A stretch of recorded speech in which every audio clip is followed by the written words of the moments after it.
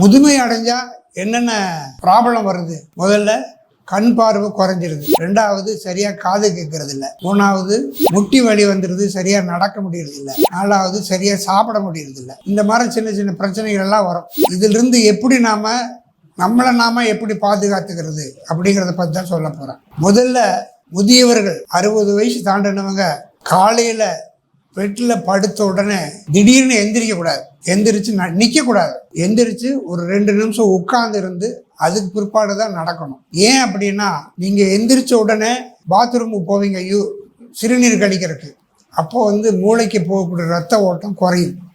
இப்படி குறைஞ்சா மயக்கம் கீழே விழுந்துருவாங்க. ஃப்ராக்சர், அதாவது எலும்பு முறிவாகி வர்ற பெரிய முதியோர்கள் எல்லாருமே பாத்ரூம்ல விழுந்து தான் வர்றாங்க.